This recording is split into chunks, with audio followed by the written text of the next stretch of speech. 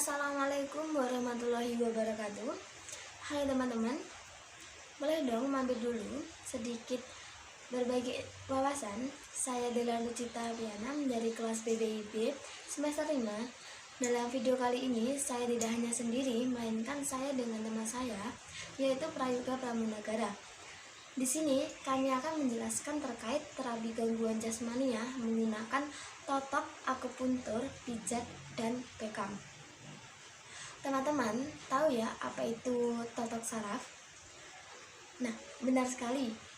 Totok saraf adalah salah satu bentuk terapi alternatif yang dilakukan dengan memberikan tekanan dari ujung atau alat kusut di titik-titik tertentu pada tubuh. Umumnya, metode totok saraf ini dilakukan untuk meredakan gejala atau memperbaiki sistem imun. Beberapa penyakit yang bisa disembuhkan dengan totok saraf ini seperti totok saraf pada sakit di leher. Pada nyeri leher ini sering disebabkan pada postur tubuh yang buruk. Hal ini bisa disebabkan terjadi aktivitas sehari-hari seperti membungkuk di depan layar laptop atau membaca di tempat tidur tanpa penyangga leher yang memadai. Jika leher terasa kencang dan nyeri, cobalah pada totok saraf ini. Totok saraf yang kedua yaitu untuk pada kepala. Sakit kepala bisa disebabkan oleh aktifnya saraf nyeri di kepala, baik akibat gangguan di kepala maupun bagian tubuh lainnya. Aktifnya saraf nyeri ini bisa dipicu oleh aktivitas zat kimia di otak, gangguan pada otot di kepala dan leher, atau gangguan pembuluh darah di kepala. Jika mengalami sakit kepala, pijat totok saraf ini dapat membantu melepaskan ketegangan dan meningkatkan relaksasi. Yang ketiga yaitu totok saraf untuk sembelit.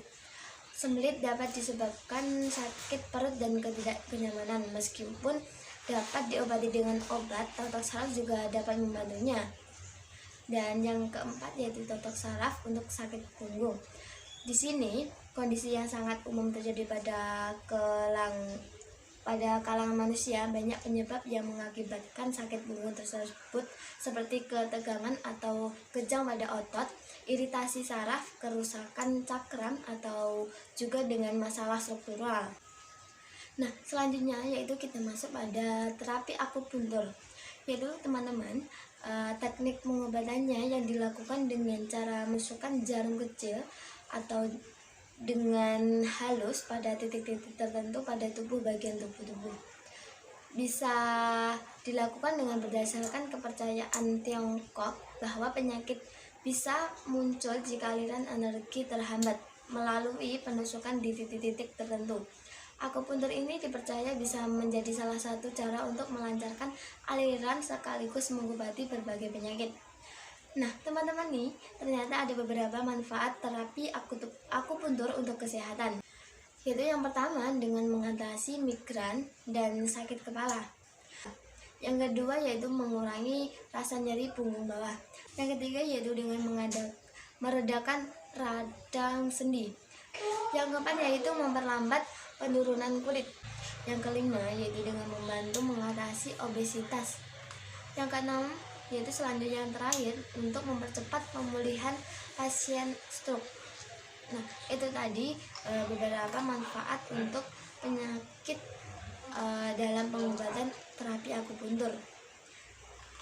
Terapi akupuntur juga aman dilakukan oleh segala usia, mulai dari usia balita hingga lansia.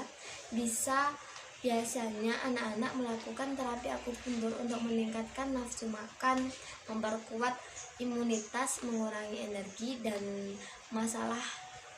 masih banyak lagi. Sedangkan pada lansia pada umumnya melakukan dengan terapi akupuntur untuk menyembuhkan berbagai nyeri atau mempercepat pemulihan stroke, menstabilkan tingkat gula darah dan lain-lain. Baik, setelah penjelasan yang panjang lebar, maka saya akan melanjutkan untuk menjelaskan tentang pijat dan bekam. Yang pertama yaitu pijat refleksi. Pijat refleksi merupakan sarana relaksasi yang tepat untuk menghilangkan rasa pegal dan rasa kaku pada tubuh.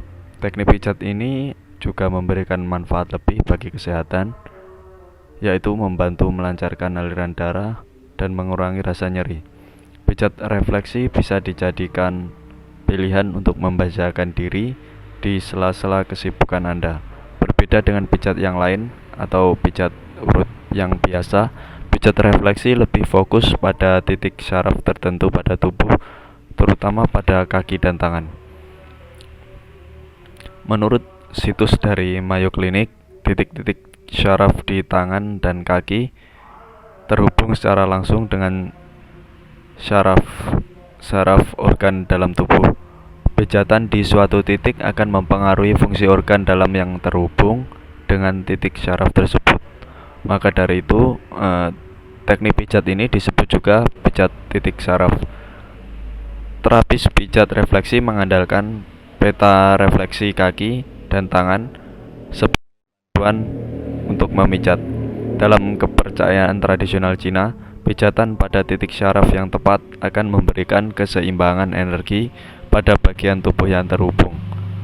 Teknik pijat ini menenangkan sistem syaraf pusat, meningkatkan meningkatkan relaksasi, dan mempercepat pemulihan penyakit. Pijat titik syaraf biasanya dimulai dengan mengoleskan minyak esensial atau handuk hangat pada tangan dan kaki untuk memberikan efek rileks. Setelah itu, terapis akan memijat perlahan untuk melenturkan otot-otot dan sendi, kemudian menekan titik refleksi kaki atau tangan. Cara kerja ini sangat baik dilakukan untuk terapis profesional dan mengoptimalkan manfaatnya. Manfaat dari pijat refleksi ini antara lain, yang pertama yaitu mengurangi cemas dan stres.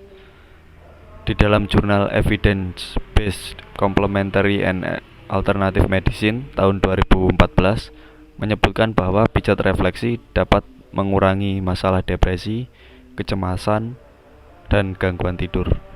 Yang kedua yaitu pengobatan kanker.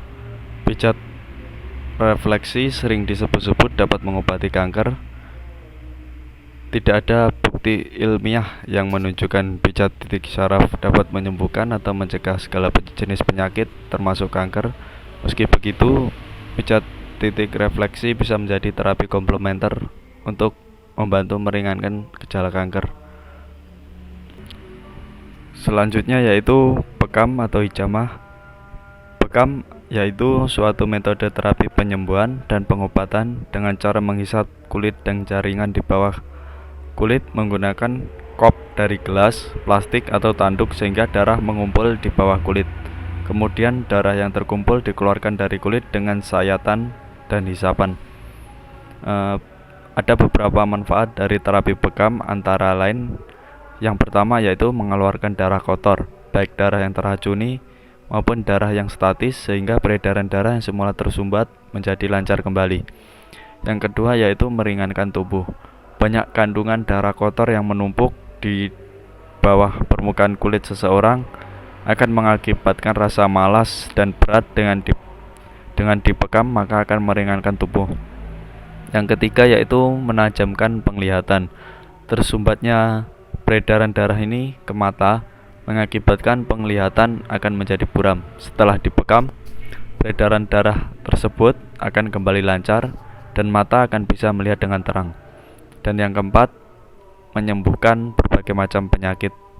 Rasulullah SAW mengisyaratkan ada 72 penyakit yang dapat disembuhkan dengan bekam, seperti asam urat, darah tinggi, jantung, kolesterol, masuk angin, migrain, sakit mata, stroke, sakit gigi, vertigo, sinusitis, jerawat, sembelit, wasir, impotensi, kencing manis, liver, gagal ginjal, dan pengapuran, dan yang lain.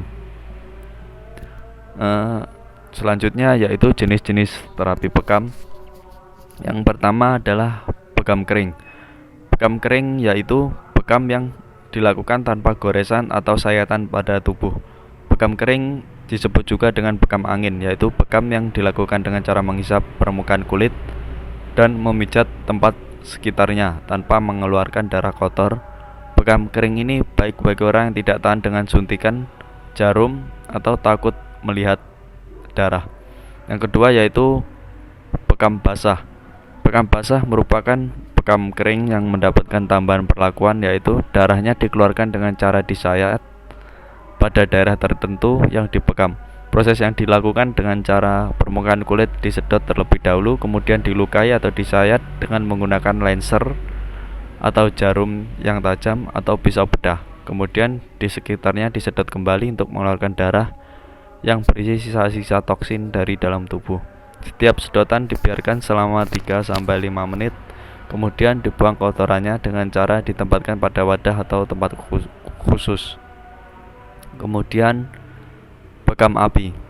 Bekam api adalah proses pembekaman dengan bantuan api sebagai media pembuatan ruang hampa udara dalam gelas vakum.